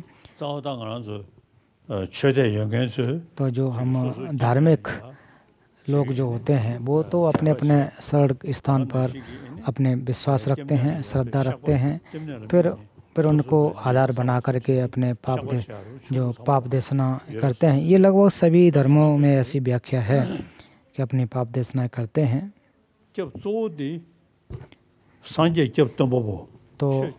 तो मूल जो हमारे जो मूल हैं वो तो मूल जो शरण क्या है, तो हमारे जो अभ्यास जो हैं अपने चित्त में अगर आप अभ्यास के माध्यम से अगर जैसा कि अभी ग्रंथ में कहा गया है कि अपने मन में परिवर्तन करना चाहिए, अपने चित्त को परिशुद्ध करना चाहिए, श्रवण चिंतन और भावनामय प्रज्ञा के माध्यम से अपने चित्त को शुद्ध करना चाहिए। अगर वास्तव में अगर आप इस प्रकार से सक्षम हो जाते हैं, अपने मन को शुद्ध करने में सक्षम हो जाते हैं, तो ये शायद सबसे बड़े तो इसे कहते हैं कि बुद्ध चित्त को उत्पाद के समय में दूसरों और स्वयं के हित के लिए अगर बुद्धत्व को प्राप्त करते हैं तो अच्छा होगा। तो इसलिए पुण्य भी उससे संचय होगा, पाप भी उससे नष्ट होंगे और बोध चित्त के माध्यम से स्व और पर दोनों का अर्थ होगा। तो मैं हर रोज़ बोध चित्त का अभ्यास करता हूँ, तो मैं मानता हूँ कि इससे पुण्य का भी संचय होगा, जो हमारे अकुशल कर्म हैं वो भी उससे नष्ट होंगे। तो बोध चित्त बहुत ही महत्वपूर्ण है।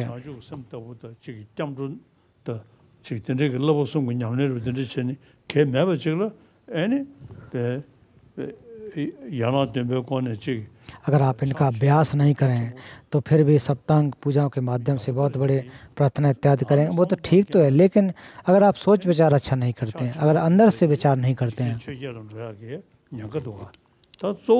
तो फिर तो आपका एक प्रकार से जो लौकिक जिस प्रकार से अनुष्ठान इत्यादि होते हैं वैसे हो जाएंगे। तो कोशिश यही होना चाहिए कि ज़्यादा से ज़्यादा उसका अभ्यास करें।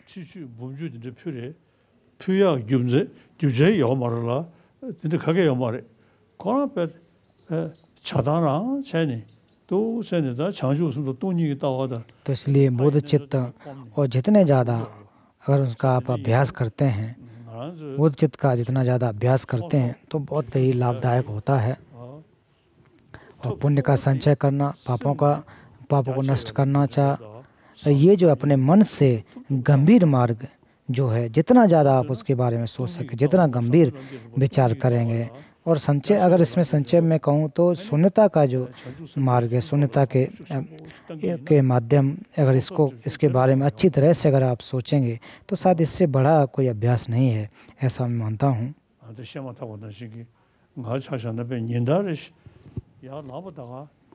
तो उदाहरण के तौर पर जैसे ही मैं उठता हूँ तो मैं अपने सबसे पहले बोध चित्त के बारे में सोचता हूँ कि स्वयं ऊपर हित के लिए बोध चित्त का उत्पन्न हो, और बोध चित्त उत्पन्न होने के बाद मैं जितने भी जीवधारी हैं उनके हित के लिए कार्य कर सकूं, हर रोज़ इसके बारे में सोचता हूं। तो ये बहुत ही महत्वपूर्ण है कि बोध चित्त का आपको अभ्यास करना चाहिए। तो तीसरे प्रश्न पूछने वाले तेनिन सेपे जो कि सेलाको स्कूल से,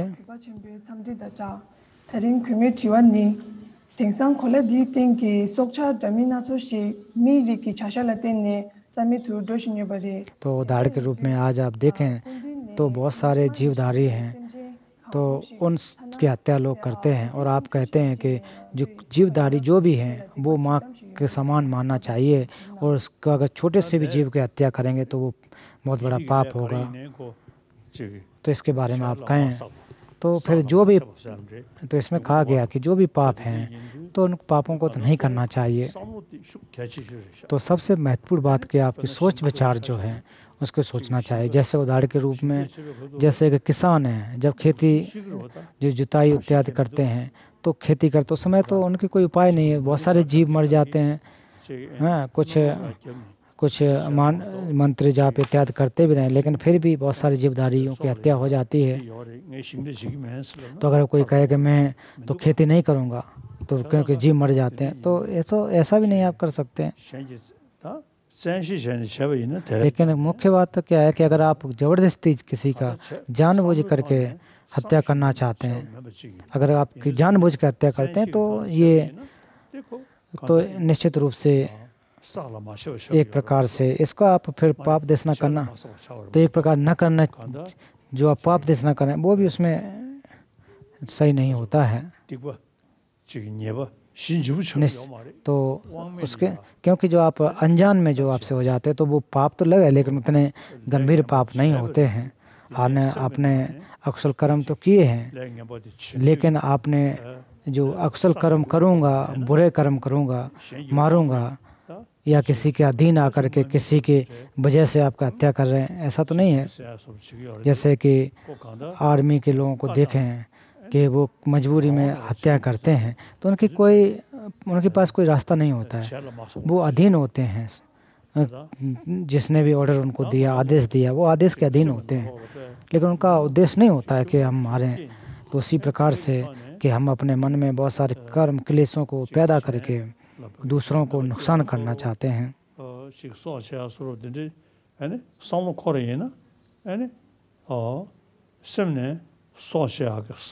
तो अगर इस प्रकार के मन में विचार अगर होते हैं, पहले तो आप विचार बना लेते हैं, तो विचार करके कहते हैं, फिर एक तो आपको नहीं करना चाहिए, दूसरी बात करने के बाद उनका पाप देश न करना चाहिए।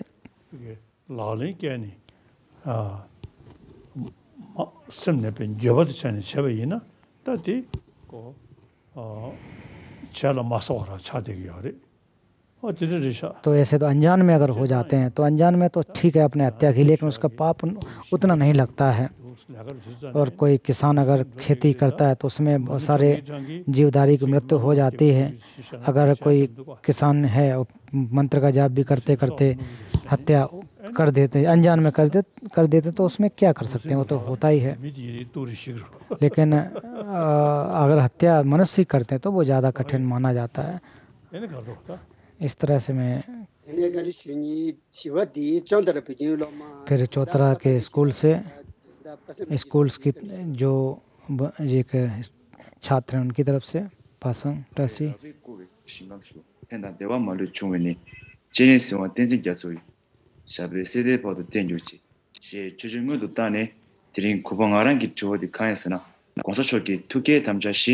तो परम पावन जी के जो 4 प्रतिबद्धताएं हैं तो उसमें कहते हैं कि बौद्ध धर्म के जो विज्ञान है और बौद्ध धर्म के सिद्धांत है उसके बारे में आप हमारा मार्गदर्शन करें।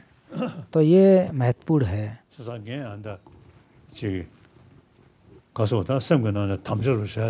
तो हमारे जो मेरी जो प्रतिबद्धताएं हैं तो प्रतिबद्धताएं यही हैं कि विश्व में शांति आ सके और विश्व की आबादी जो 7 अरब के आसपास है तो उन सभी में उसको एक करुणा और मैत्री युक्त समाज हो जाए। तो मैं इसके लिए प्रार्थना करता हूँ, प्रयास भी कर रहा हूँ। तो ऐसा नहीं है कि मैं ये कभी नहीं कहता हूँ कि सभी बौद्ध बन जाऊं, और संभव भी नहीं है और प्रार्थना भी नहीं करता हूं। हो जाए तो ठीक है, वो अलग बात है, लेकिन मुख्य बात लोगों के मन में शांति कैसे आ सके, लोग जो कि अहिंसक कैसे हो, हत्या इत्यादि न करें। तो ये मेरा प्रयास है, ये कि मूल एक प्रकार से मेरा प्रयास है कि लोगों में सामंजस्य बने और उसको मनोविज्ञान के साथ साथ जोड़ करके अगर देखेंगे कि अगर दूसरों को आप नुकसान पहुंचाओगे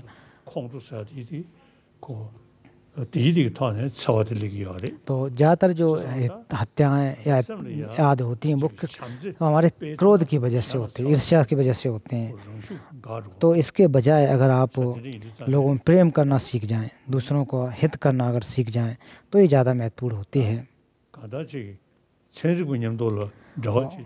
और जब हम वैज्ञानिकों के साथ जब वार्ता करते हैं तो वो लोग भी मानते हैं कि मन की शांति जो है वो सबके लिए आवश्यक है।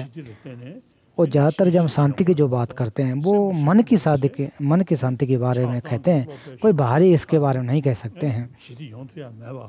और बाहरी चीज़ों को अगर बढ़ाएं उससे शांत नहीं आ सकते हैं। और स्वार्थी चित्त अगर हो जाए, आप स्वार्थी हो जाएं तो उससे भी आप चाहें कि शांति स्थापित हो, वो संभव नहीं हो सकती है।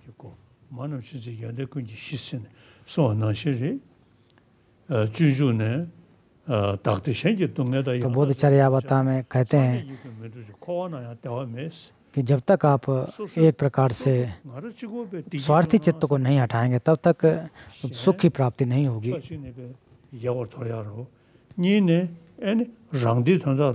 फिर अपने हित के लिए दूसरों को नुकसान पहुंचाना, दूसरों का दमन करना, तो इससे खुद भी अच्छा नहीं लगता है कि इस तो भगवान बुद्ध के ऐसा अगर करेंगे तो बुद्धत्व की भूमि को प्राप्त करना तो छोड़िए, भवचक्र में रहकर भी आपको सुख की प्राप्ति नहीं होगी। तो जो भी सुख दुख हैं वो आपके स्वार्थ दुख आएंगे वो स्वार्थी चित्त से आएंगे और सुख आएंगे वो परित चित्त से आएंगे। तो इसलिए हमें यही कोशिश करना चाहिए कि जितने भी जीवधारी हैं हम सभी लोग एक जैसे हैं। जैसे मैं दुख नहीं चाहता हूँ तो दूसरा भी दुख नहीं चाहेगा। और हमारे मित्र हैं, हमारे जो दोस्त हैं, उन किसी को भी दुख नहीं, वो कोई नहीं चाहता। अगर मैं उनको नुकसान पहुंचाऊंगा वो ठीक नहीं होगा।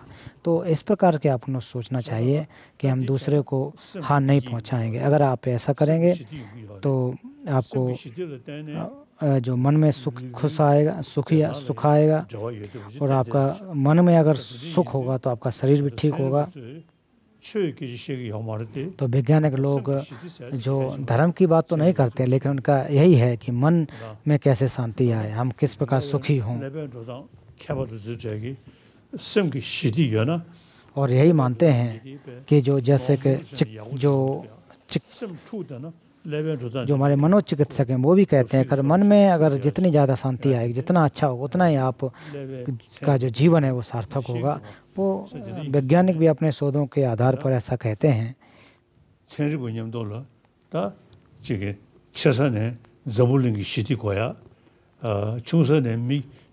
और बड़ी बात अगर कहें तो विश्व में एक शांति आनी चाहिए। अगर थोड़े और सूक्ष्म में अगर कहें तो एक परिवार में सुख शांति आना चाहिए।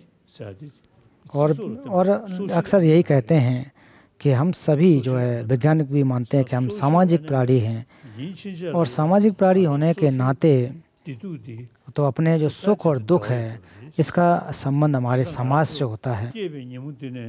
소수 디두디 매 따도 지알아 저도가 진짜 김산디 미다 저도가 और जो सुख स्वयं और के जो सुख और दुख हैं वो परिवार से संबंधित होते हैं। अब मान लीजिए कि बच्चे जैसे ही हम पैदा होते हैं वैसे ही हमको अलग रख दिया जाए, कोई ध्यान न दे, तो कैसे जीवन जिएंगे? हम अपने माँ बाप के प्रेम और स्नेह की वजह से अपने जीवन को जीते हैं, पड़ोसी के सहयोग से हम जीते हैं और पड़ोस के वजह से हमारा परिवार बचा होता है, समाज की वजह से हमारा परिवार बचा होता है, विश्व की वजह से हम जीवित रहते हैं। ये चीज़ों को हमें ध्यान देना चाहिए। तो इसके बारे में कि मन की शांति कैसे आ सकती है, इसके लिए वैज्ञानिक लोग भी मानते हैं कि जो आसक्ति इत्यादि है तो इन्हीं की वजह से हमारे मन में जो सुख जो हमारा दुख है पैदा होता है। इसलिए मन की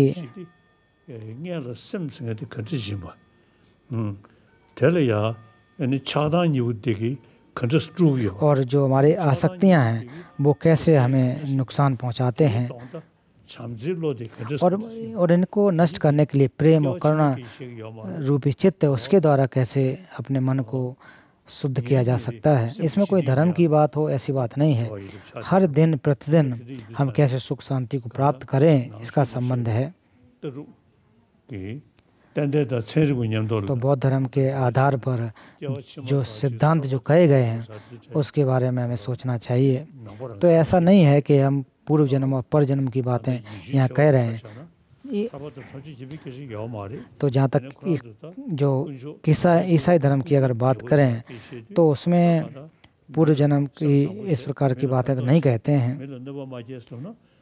तो उसमें यही कहा जाता है कि लोगों को आपको नुकसान नहीं पहुंचाना है, दूसरों को हानि नहीं पहुंचाना है।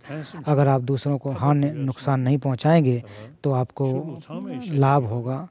तो जहाँ तक दूसरों का परहित की बात है वो सारे के सारे धर्म कहते हैं, चाहे धर्म को मानते हों या न मानते हों, जैसे भी हों, लेकिन मन की सुख की बात है, जो सुख शांति की बात है, वो सभी लोग इसको मानते हैं।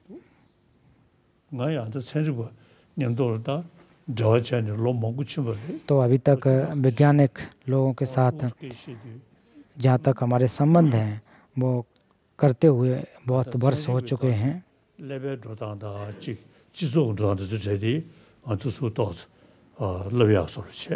तो इसलिए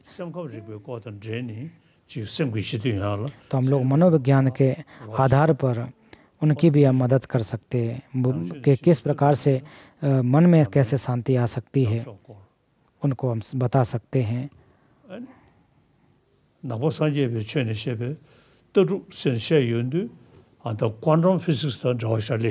तो जहाँ तक बौद्ध मनोविज्ञान की बात करें तो क्वांटम फिजिक्स से उसका संबंध होता है, क्योंकि जो हम बाहरी चीज़ों को देखते हैं तो बाहरी चीज़ें ऐसे लगती हैं कि अपने अर्थ के रूप में सिद्ध हैं, लेकिन ऐसा नहीं होता है।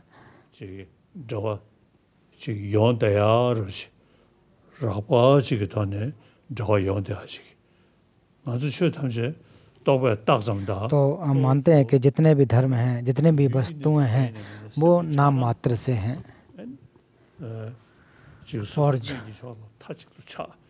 और कभी कभी हम जो हमें चाहिए उसके प्रति बहुत ज़्यादा लगाव पैदा कर लेते हैं, मोह पैदा कर लेते हैं, और जो हमें पसंद नहीं होती उसके प्रति ईर्ष्या या क्रोध पैदा करते हैं। तो इसलिए जो बौद्ध धर्म के अनुसार जो व्याख्या की गई और विज्ञान के आधार पर जो व्याख्या की गई, क्वांटम फिजिक्स की व्याख्या की जाती है, वो मिलती जुलती है। तो बौद्ध जो सिद्धांत है, जो दर्शन है, कहते हैं कि वो जो बौद्ध धर्म के अनुसार कहा जाता है कि अपने स्वभाव से अर्थ नहीं सिद्ध नहीं होते हैं, तो इसका संबंध शून्यता के साथ होता है। तो जिसमें नाम मात्र का या आरोप मात्र की जो व्याख्या की गई है उसके साथ संबंध है।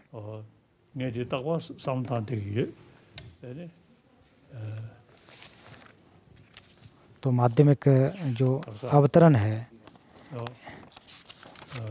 इसमें कहा जाता है कि 100 लक्षण प्रतीत होगा तो उसके प्रत्यववाद से भावों का विनाश हो जाएगा। यदि शून्यता भावों के विनाश का हेतु हो जाए तब तो युक्त संगत नहीं आता है, भाव स्वभावतः सत्य नहीं है। तो इत्यादि जो बातें जो कही जाती हैं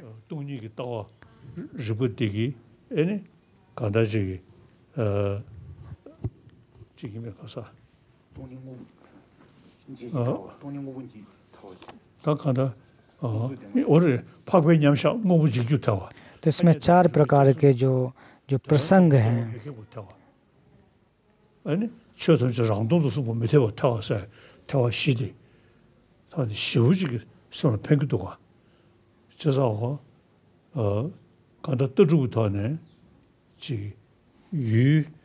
जो हमारे आर्य के समाहित अवस्था वस्तु नाश के कारण बन जाने का प्रसंग, व्यवहार सत्ययुक्ति द्वारा परीक्षा कर पाने का प्रसंग, परमार्थ उत्पत्ति का निषेध न कर पाने का प्रसंग, धर्मों का स्वतः शून्य होने की उपदेश देना अनुचित होने के प्रसंग इत्यादि जो बहुत ही लाभदायक होते हैं। तो मुझे भी बहुत ज़्यादा इससे फ़ायदा होता है।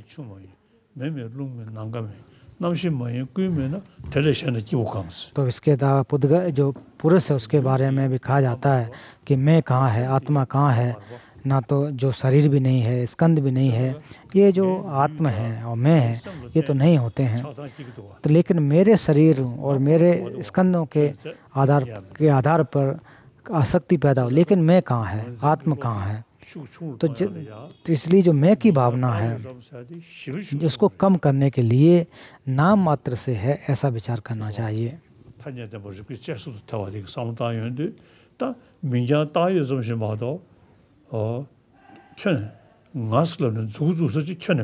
तो बिल्कुल भी स्वभाव से सिद्ध नहीं होते हैं।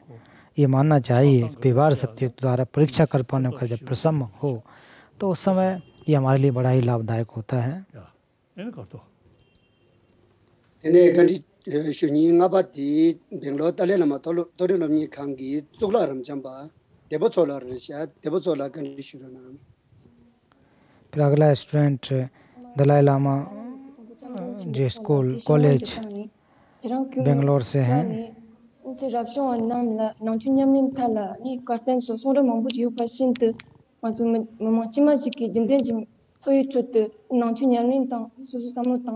इसमें कह रहे हैं कि जो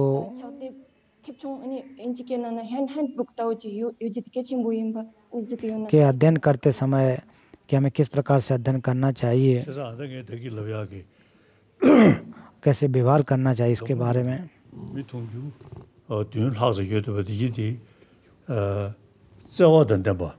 तो मैंने पूर्व में भी कहा कि विश्व के लोगों के लिए यह प्रयास करना चाहिए कि हानि न पहुंचाएं। प्रेम युक्त हमारा अध्ययन जो तरीका होना चाहिए और इसमें पूर्व परजन्म और निर्वाण प्राप्त इत्यादि की बातें न करके किस प्रकार से हम इसी जीवन में अभी जिस समय हम अपने जीवन को निर्वाहन कर रहे हैं उस समय हमें शिक्षा देना चाहिए। तो ये केवल भिक्षु भिक्षुणी की बात है, ऐसी बात नहीं है। धर्म का जो अभ्यास है वो सभी के लिए है, इसमें भिक्षु भिक्षुणियों के लिए ऐसी बात नहीं है।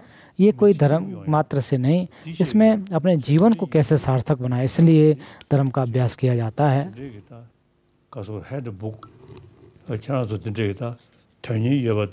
तो जो आप रोज का अभ्यास की बात जो अगर करें तो पहले अगर आप प्रयास अगर करते हैं तो निश्चित रूप से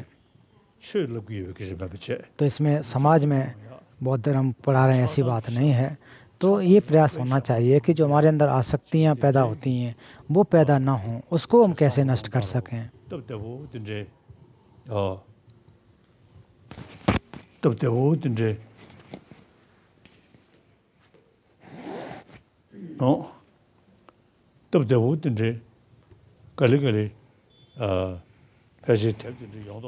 और निश्चित रूप से जो ध्यान अगर आप देते हैं तो ध्यान देने वाले लोगों को ऐसे चीज़ों को बनाना चाहिए, किताबें बनानी चाहिए कि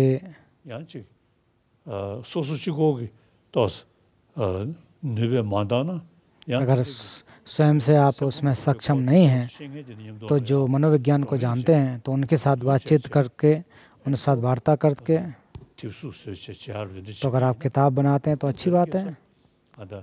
자제 나로네 장조 에네 지 가서다 심 정다지다 거라든지 और मन को कैसे प्रशिक्षित किया जाए, इसके लिए इंटरनेट के माध्यम से भी बहुत सारे आप संवाद कर सकते हैं, ज़्यादा से ज़्यादा कर सकते हैं। निश्चित रूप से इससे लाभ होगा। तो मन में परिवर्तन करने की बात है, वो केवल जो प्रवज्जित लोग हैं उनके लिए ऐसी बात नहीं है। 지다 차단 걸로 예배 돌이야 아니 출루기 차단제네 तो जो बहुत सारे लोग ऐसे भी हैं कि जो आसक्ति की बात है, धर्मों के प्रति, धर्मों की वजह से आसक्ति ज़्यादा पैदा कर लेते हैं।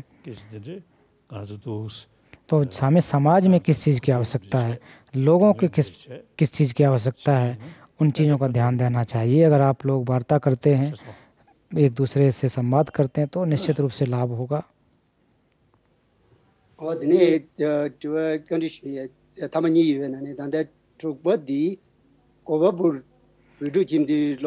आज गोपालपुर के गेंदा स्कूल के बच्चे की तरफ से प्रश्न है। ठिनले सेतेन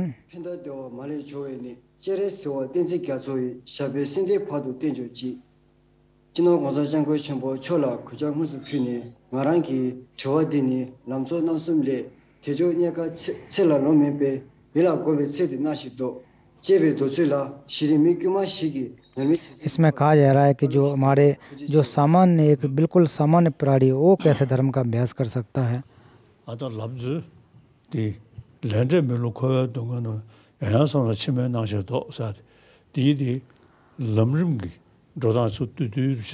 तो इसमें एक प्रकार से जो त्रिविध मार्ग है, वेदांत त्रिविध मार्ग है, उसमें संक्षेप में जो कि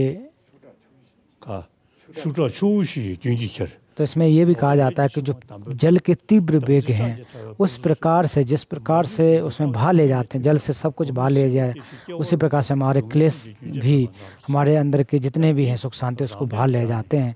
तो इसको अपने साथ जोड़ना, आप स्वयं में जोड़ना चाहिए। तो इसमें यही निर्याण चित्त के बारे में कहा जाता है कि जो निर्याण चित्त, जो वैराग्य चित्त है, इसके को कैसे पैदा करें कि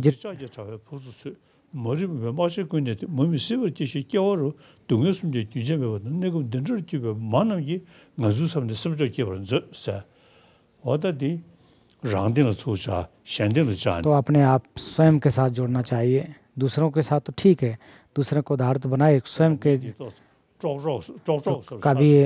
कभी कभी जैसे उदाहरण के रूप में जल की तेज जो प्रभाव की वजह सब कुछ बहा लिया जाता है, उसी प्रकार से। लेकिन फिर भी मैं अपना भी उदाहरण देता हूँ कि जो हमारे धर्म के प्रति जो आसक्तियाँ होती हैं, वो ऐसा लगता है कि अर्थ के रूप में सिद्ध हैं, उसी जैसा दिखाई हमें देता है वैसा ही हम उनको आसक्ति के रूप में बना लेते हैं, ग्रहण कर लेते हैं, और वो सारे के सारे अंधकार के रूप में अंधकारमय है, ऐसा हमें समझना चाहिए। तो चंद्रकीर्ति शून्यता के बारे में विचार करते करते उन्होंने फिर बाद में यही कहा कि केवल और केवल नाम मात्र से अर्थ के रूप में कुछ भी सिद्ध नहीं होता है। और जितने भी जो हमारे क्लेश हैं, जो अंधकार हैं, जो अंधकार रूपी क्लेश हैं,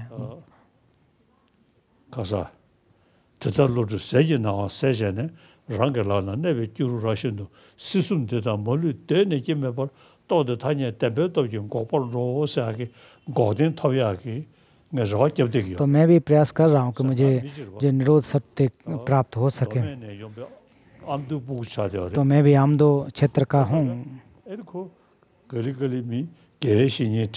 तो धीरे धीरे जो आचार्य लोग मुझे मिले, हमारी भी रुचि रही। ऐसा नहीं है कि केवल के आचार्य लोगों ने पढ़ा दिया उतना ही पर्याप्त है। तो जो भी पढ़ाया गया है, जिससे भी आपने सीखा, उसको आपको स्वयं उसमें आत्मसात करना चाहिए, परीक्षण करना चाहिए। और बुद्ध के जो मूल है, एक प्रकार से एक सार जो है, आप परीक्षण के माध्यम से उसमें प्राप्त कर सकते हैं। तो जो हमारे क्लेश इत्यादि हैं वो अभ्यास के माध्यम से ही नष्ट हो सकते हैं, उनके द्वारा ही नष्ट किया जा सकता है।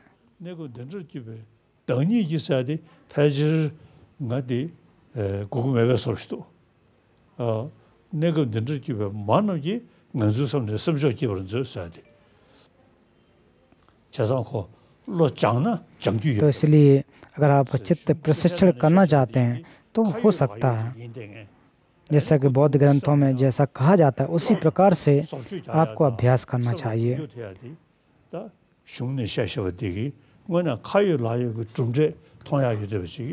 और जो कहा गया है उस प्रकार से आप परिणाम को प्राप्त कर सकते हैं। जो ग्रंथों को अगर आप अच्छी तरह से चिंतन मनन अध्ययन करेंगे तो उनको आप समझ सकते हैं, जान सकते हैं। तो जैसा कि प्रधान त्रिविध मार्ग में भी कहा जा रहा है उसी प्रकार से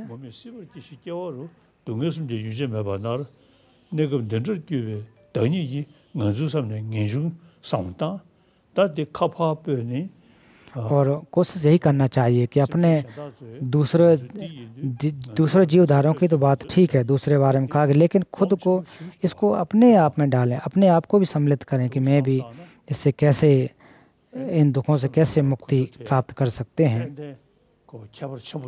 और इससे मन में निश्चित रूप से परिवर्तन आ सकता है।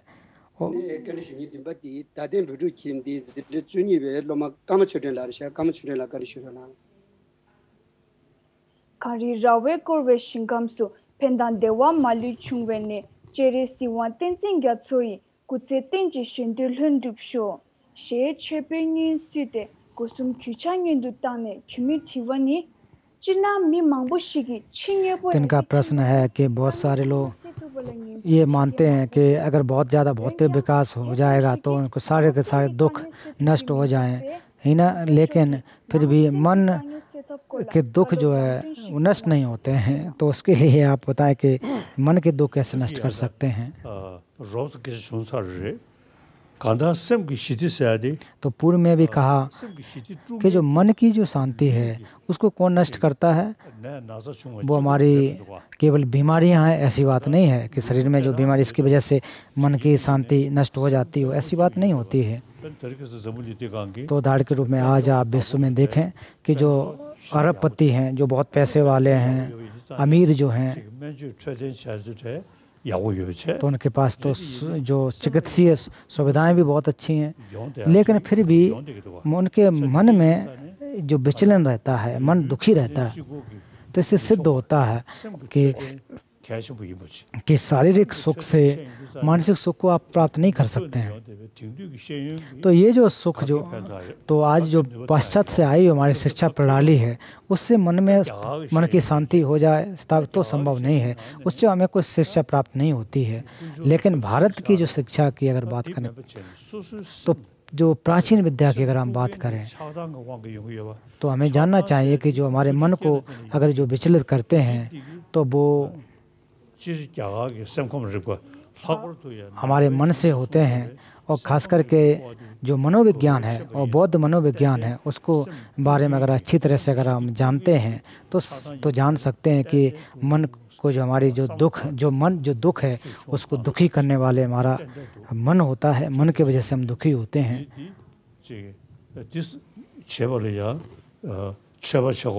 तो इसके लिए जो आपको धार्मिक व्यक्ति बनना है, बौद्ध बनना है, ऐसी बात नहीं है। मैं कभी नहीं कहता हूँ, अगर जो लोग भी सोच विचार कर सकते हैं, जो भी समझ सकते हैं, तो उनको यही जानना चाहिए कि मन में जो आसक्तियाँ होती हैं उनको कैसे हम कम कर सकें। और ख़ास करके जो बोधचर्या अवतार है, जो आचार्य संत देव के द्वारा जिसकी रचना की गई है, ये बहुत ही महत्वपूर्ण है। और छठवां जो अध्याय है और जिसमें तो उसमें क्रोध को कैसे नष्ट कर सकते हैं, क्रोध की बुराइयां क्या हैं। और फिर 8वें अध्याय में जो स्वयं स्वार्थी चित्त से क्या हानियां होती हैं, परहित से क्या लाभ होते हैं। तो ये पूर्व जन्म की ऐसी बात नहीं है, धर्म की बात नहीं है। अपने इसी जीवन के लिए अगर आप स्वार्थी चित्त रखेंगे तो कैसे हानियां होती हैं, स्वार्थी चित्त से हानियां क्या हैं, परहित से लाभ क्या हैं, क्रोध करने से क्या हानियां हैं। प्रेम करने से क्या लाभ हैं। तो इसलिए बोधचर्या अवतार का 6वां और 8वां अध्याय है, ये बहुत महत्वपूर्ण है। चाहे कोई धर्म को नहीं भी मानता है, तो उनको वो भी अगर इसको पढ़ेगा तो उसके मन में परिवर्तन आएगा।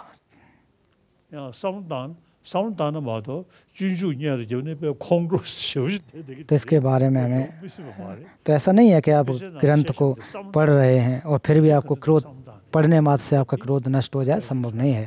तो सोच इसके बारे में भी चिंतन करना चाहिए। तो पहले तो आपको श्रुतिमय जो प्रज्ञा उत्पन्न करना चाहिए, फिर जो आपने सुन लिया फिर उसके बारे में चिंतन करना चाहिए, फिर उसके बाद जो भी वैज्ञानिक दृष्टिकोण है उसको अपनाना चाहिए, फिर धीरे धीरे उसको आप अपने मन में अभ्यास करें। फिर अभ्यास करने से फिर एक प्रकार से आपकी आदत में जो आ जाएगा।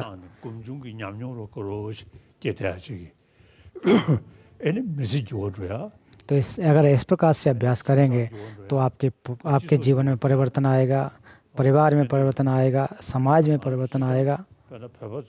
तो हम लोग अक्सर जो तिब्बती लोग हैं,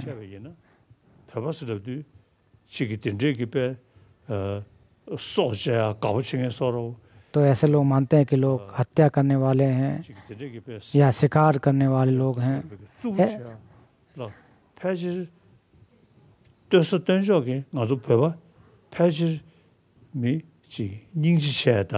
तो जो करने वाले लोग हैं, जैसे कोई हत्या करने वाले हों, हत्या करने वाले, उनमें की तुलना में अगर देखा जाए तो तिब्बती लोग उससे बेहतर हैं, ये बात है। करुणा युक्त है, ज़्यादातर मन में करुणा पैदा करने वाले लोग हैं। और यही कहते हैं कि यही हमेशा कहते हैं कि हमें प्रेम करना चाहिए, दूसरों को नुकसान पहुंचाना अच्छी बात नहीं है। तो बचपन से ही कहा जाता है कि छोटे से ही हमको बताया जाता है कि आपको हत्या नहीं करनी है, किसी जीव की हत्या नहीं करोगे, हत्या करोगे तो पाप लगेगा। तो ये हमारी आदत है, तो ये महत्वपूर्ण है। और हम तिब्बती लोगों के लिए अहिंसा रूपी जो विचार है वो स्वभावतः आता है।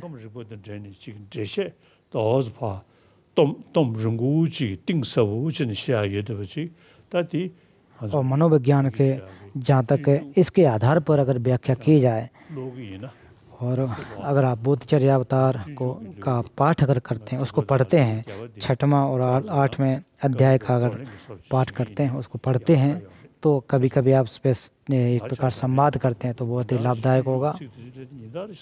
कभी मैं तो अपना उदाहरण दूं तो मैं भी इसके जो श्लोक हैं उनको एक प्रकार हर रोज चिंतन करता हूँ।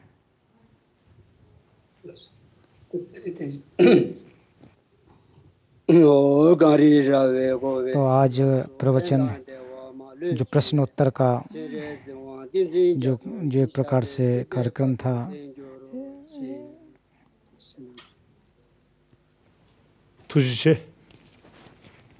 आपका धन्यवाद। और कल पुनः